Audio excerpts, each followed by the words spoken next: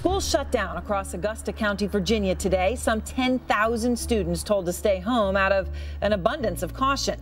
The reason on the district's website: voluminous phone calls and electronic mail objecting to the world geography curriculum. Outrage spreading after students were asked to copy an Arabic phrase which translates to "There is no God but Allah and Muhammad is his messenger." Why couldn't we just learn to write hello, goodbye, normal words? The stated goal was to gain an appreciation for the beauty of the calligraphy. Allahu Akbar. Some angry parents saw it as preaching Islam to their children. I will not have my children set under a woman who indoctrinates them with the Islam religion when I am a Christian and I want to stand behind Christ. The school district says the course has been taught for years and in a statement insisted the phrase, quote, was not translated for students, nor were students asked to translate it, recite it, or otherwise adopt or pronounce it as a personal belief. But many weren't buying that. In fact, Sheriff Randy Fisher told Outfront that the district has been inundated with emails telling us they were, quote, very hateful, very threatening, and profane, including pictures of beheadings. Well, a plumber in Texas has certainly been anxious to tell anyone who will listen that he is not selling vehicles to ISIS. It was just such a shock when it happened. I didn't know what to say. When Houston area plumbing company owner Mark Oberholzer sold his truck to a local dealer in October of 2013, he had no idea it would wind up on Syria's front lines being used by Islamist fighters, with his plumbing company name and phone number still on the side. It hurts my feelings that anyone could possibly think that we were connected to terrorism anyway. He says he was assured by the dealership it would remove his information before selling the truck, but there it was in the photo, which then went viral. That country is going down the toilet, but for the first time, they know who to call to unclog it. It was featured on the last episode of The Colbert Report, seen by millions of people last year. Since then, Oberholzer says he's had threats and thousands of phone calls like this one. What the is going on? Selling your truck to ISIS? Who did that? That's not right. Here's how the truck left the country. Oberholzer sold the truck to an AutoNation dealership in Houston, which sent it to an auction near Dallas. Then a used car dealer, Maz Auto, bought the truck, the manager confirms, with the lettering still on it, and advertised it for sale on their website. Manager Mohammed Al-Kawam told us someone then called from an international phone number to buy it for use in Turkey. He wired the money and he arranged for shipping, and that was it. The car ended up being shipped to Turkey.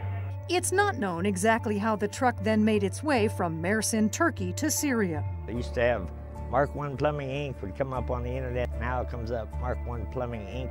ISIS. He's only 19 and lives with his parents in Harrisburg, Pennsylvania. But the FBI says Jalil Ibn Amir Aziz tried to help others travel to Syria to join ISIS, that he used 57 Twitter accounts to encourage violence against the U.S., including one message threatening to behead President Obama.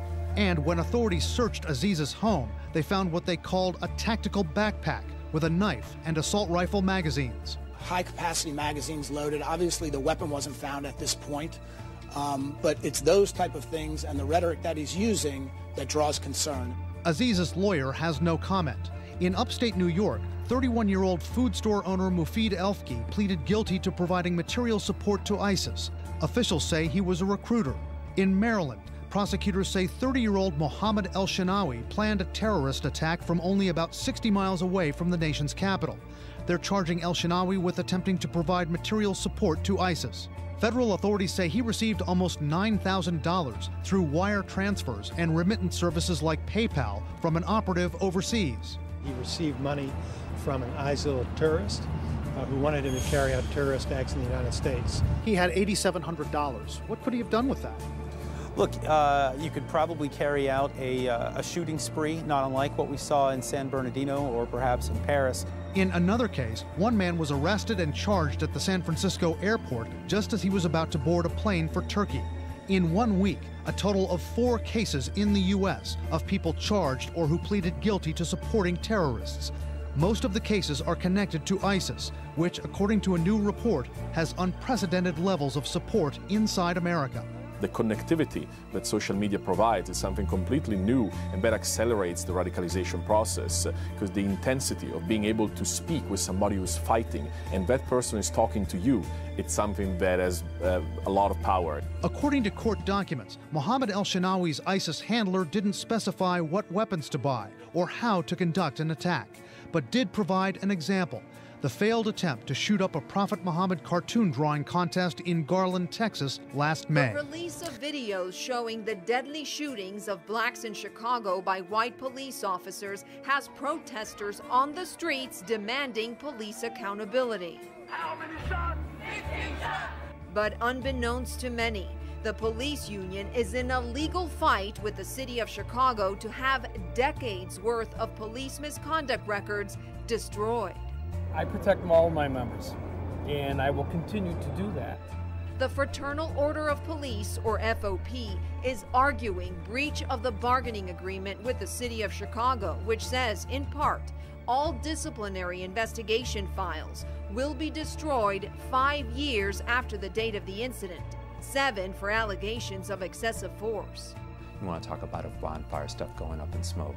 University of Chicago law professor Craig Futterman is fighting the destruction of records, which include allegations for excessive use of force, illegal searches, and unlawful arrests. Basically, they bargained away transparency and accountability.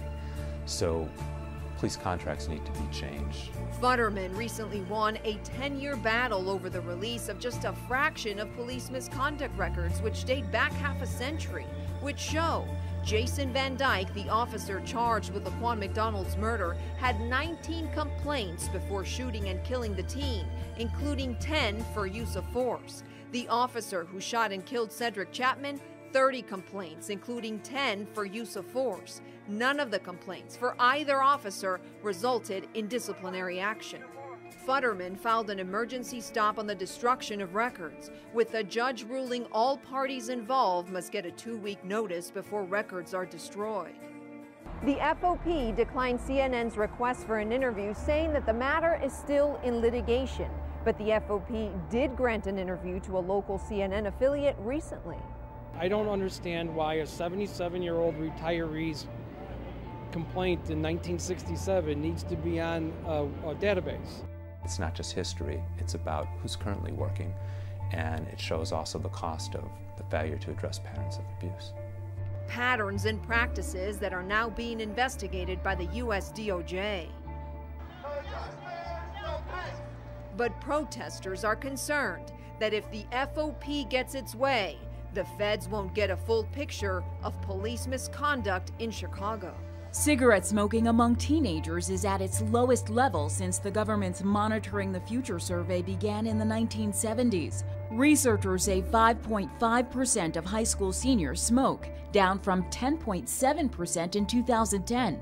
Alcohol use also dropped significantly, but the use of e-cigarettes and hookahs remains high.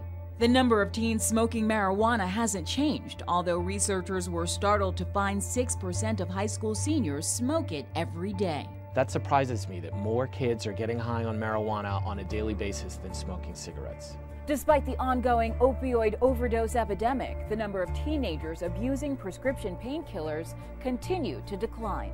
A decade ago, 1 in 10 high school seniors reported abusing prescription opioids. Now that number is 1 in 20.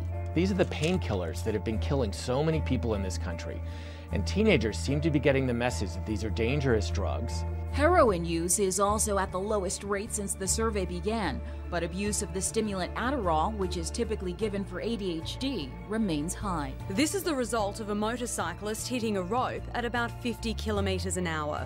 His neck bloodied and burned. When I hit the rope, it was roughly in the middle of my neck. And it the rope flicked around to the back of my neck, and as I rode through, pulled across and left the burns. 19-year-old Lawson was on his way home from work last night, travelling along Wellington Street when it happened. He managed to crawl to the curb but was set upon by a gang of children who'd apparently set the trap. He says most of them were around 13 or 14 years old. Then he was hit over the head with a glass bottle. Maybe they had sort of malicious intentions, maybe they just wanted to hurt somebody, I don't know. But I'm personally prepared to give them the benefit of the doubt. They were pretty young after all. Maybe they just didn't appreciate the consequences of their actions. It's believed the rope was attached to this post and strung across the street, pulled tight. The rider was travelling east at around 11:30 last night when he was struck. Despite this incident happening right in the middle of the city, it appears to be a CCTV black spot. No cameras from the City of Perth or the Public Transport Authority captured the incident. 2 transit guards ran to Lawson from the train station and gave first aid before he was taken to hospital, where he received 6 staples to his scalp. Police are still hunting the attackers. They're described simply as juveniles. How do you process something like this? You kind of can't really. This doesn't make any sense. Anyone with information should contact Crime Stoppers. El Mitaros, 9 News. Parks across the country are beefing up security. Guests being screened through metal detectors like these at Universal Studios and Disney World in Orlando. SeaWorld officials say they're adding metal detector screenings ahead of the busy holiday rush as well. And not everyone's getting in. Excited Star Wars fan Kyle Bach was told to turn around because of his Jedi accessories. They told me I couldn't bring my lightsaber in for security reasons. What do you think of that? It's understandable, I suppose. I mean, obviously I'm not going to do anything crazy with it, but it is made out of metal. I suppose, you know, anything could be a weapon. The Jedi was allowed to return as soon as he put the sci-fi weapon back in his car. I mean, it's probably just a response to violence, period. I don't even think it's like a gun problem or anything like that. It's just a violence problem. So yeah, they're just adding security because of the apparent violence in the world. Disney is taking security a few steps further. Some guests will be subject to a second random screening. They've also banned the sale of toy guns and prohibit visitors over the age of 14 from wearing costumes into its parks. You know, I think the terrorist attacks, while scary, I think it's such a small rate of incident that I don't think we have anything to worry about. I think the security measures they're taking are pretty much normal across the board, even if they were just implemented. And I think all they're doing is trying to prevent any occurrences. Do you think it's sad, the state of affairs we're in? Yes. Yeah. You just gotta watch out for other people who are around you. Officials at the Orlando parks wouldn't specify how long the increased security screenings would be in place.